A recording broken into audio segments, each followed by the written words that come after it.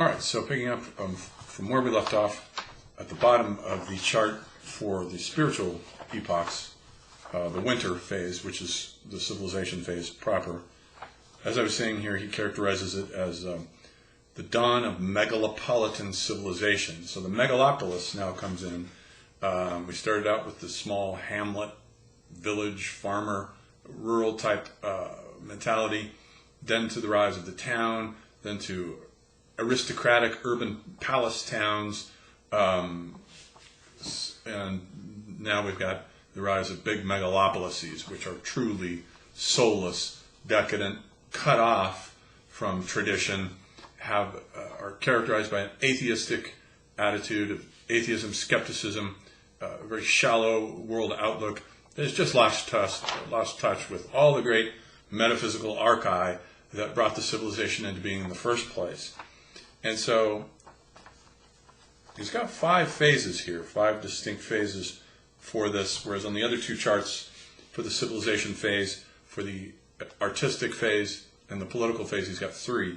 So this chart is a little different from the other 2. It's morphologically basically the same. Okay, number 10, the first of the winter stages is materialistic world outlook, the cult of science, utility, and prosperity. Now comes in and gains the stage in India with the Sankhya philosophy. Sankhya, though it precedes Buddha, actually, it's founded by Kapila, who was before Buddha, but it is the first philosophical system in India to dispense with the gods. And it develops a theory of the creation of the universe based on the interaction of the 3 gunas inside the Purusha, the soul, and the 3 gunas which characterize Prakriti, or matter, and how all of that generates the world sort of all by itself, without any reference to deities. So already you're getting with the Sankhya, which I think of more as a kind of pre-Socratic equivalent, and it's sort of atheistic, metaphysical cosmology, both atheistic and metaphysical at the same time. Hindu materialism comes in with a system called the Lokayata, and then in the Hellenistic period, of course, now in Greece we have the Cynics, the Cyrenaics, and the last of the Sophists, along with Pyrrhon. And then in the Arabian we have communistic, atheistic, Epicurean seers of the Abbasid times. This is the Brethred of sincerity. So this is the culture that comes after the Umayyads, after the very metaphysically inclined Umayyads, into the much more pragmatic Abbasids. And then this corresponds to our 19th century thinkers, Bentham, Kampf, Darwin, Spencer, Feuerbach, and Marx. All materialists, all concerned with the greatest good of the greatest number, all concerned with solving social and economic problems, no longer working on metaphysical problems whatsoever. Phase 11, ethical social ideals of life, the epoch of unmathematical philosophy, skepsis. So now he's going to say that philosophy is characterized in this period slowly by a divorce from mathematics. Philosophers are no longer versed in mathematics, starting really with Schopenhauer, I think. They're no longer versed in mathematics, and for him mathematics is part, even though it's part of the world as nature picture, what the world has become, is nonetheless a grand metaphysical insight into a unique form world. It's sort of the skeleton, the internal anatomy, you might say, of the metaphysics, the metaphysical structure of a civilization. And once the philosopher is no longer conversant with mathematics, we're getting a different kind of philosopher now. It's not a philosopher who is formally in touch with the metaphysical form world of the civilization. So he says there's, in India, this is tendencies in Buddhist time. Not sure what that refers to. And then with the Hellenistic epoch, of course, we get Epicurus and Zeno. Very shallow thinkers, materialistic, basically. Certain movements is Islam is all he says for Islam at the time.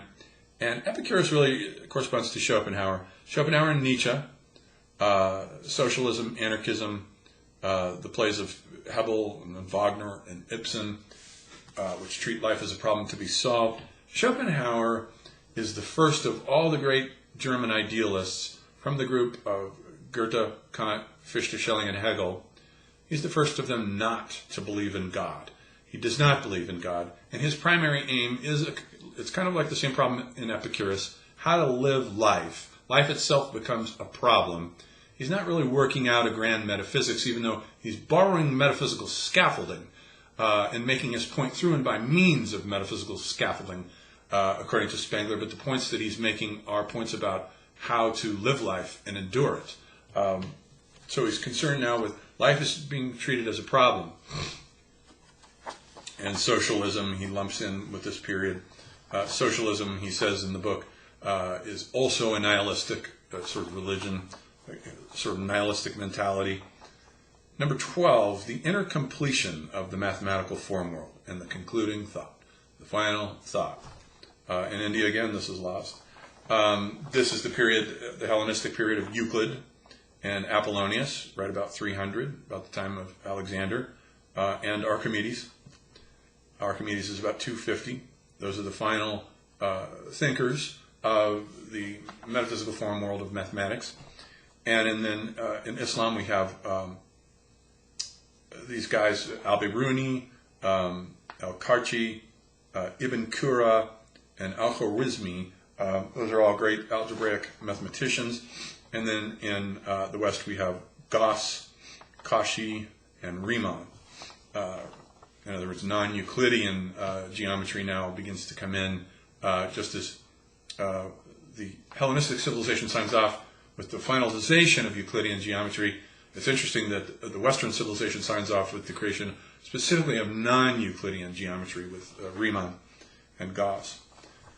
Phase 13 is the degradation of abstract thinking into professional lecture room philosophy, compendium literature now. In India, this is the period of the 6 classical systems. Amongst the Greeks, this is the period of the academy and the Stoics and Epicureans. Everything becomes academicized and petrified, and now in place of the great philosopher, we get the teacher, the classroom scholar. Schools of Baghdad and Basra in Islam, and then in the West, the Kantians, logicians, and psychologists. He had real scorn for, and I think he would have regarded Heidegger as one of these guys. Despite Heidegger's metaphysics, I think he would have regarded him as one of these professional lecture room thinkers rather than a real philosopher. And then the final phase, 14, is the creation of Indian Buddhism. And Indian Buddhism eventually, of course, becomes extinct in India. It has a very destructive effect on a lot of Indian metaphysics and cosmology. But then once it's pushed out and absorbed and metabolized by India, it's gone. This is the spread of a final world sentiment. And we have Hellenistic Roman Stoicism. And then in Islam, we have practical fatalism after the year 1000. And then in the West, ethical socialism. He sees Stoicism, Hellenistic Stoicism, as very much corresponding to socialism, nihilistic forces that just have no... So we get all this varying degrees of atheism, materialism, treating life as a problem to be solved, that corresponds artistically with the art that's going on in these periods with Hellenistic art, let's say, which is ridiculous in many cases, bizarre, abstract, just based on shock value, nerve excitement, as we have seen with Wagner and Pergamony. All of this corresponds to the intellectual development. So Spengler is taking with these 3 charts and analyzing the civilization structurally and saying that there's the intellectual level, the spiritual level, and then there's the artistic stratum that's on top of that. And then finally there's a political stratum that we'll look at next time, but that each one of these has their own internal morphology as it moves from stage to stage to stage. The latter two, the artistic and the political, moving from pre-culture to early culture, late culture to civilization. And then the intellectual level that we've just gone through here, going through 4 distinct phases as well, but focused on spring, summer, winter, spring, summer, autumn, and fall.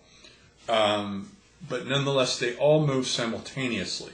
So he has an ability here, and almost a kind of shamanic X-ray vision style of peering into the internal morphological structures of these civilizations and seeing how all these transformations are going on synchronously through these three different strata, the intellectual, the artistic, and the political. Three different strata exhibiting the same kinds of symptoms for each of these four epochs.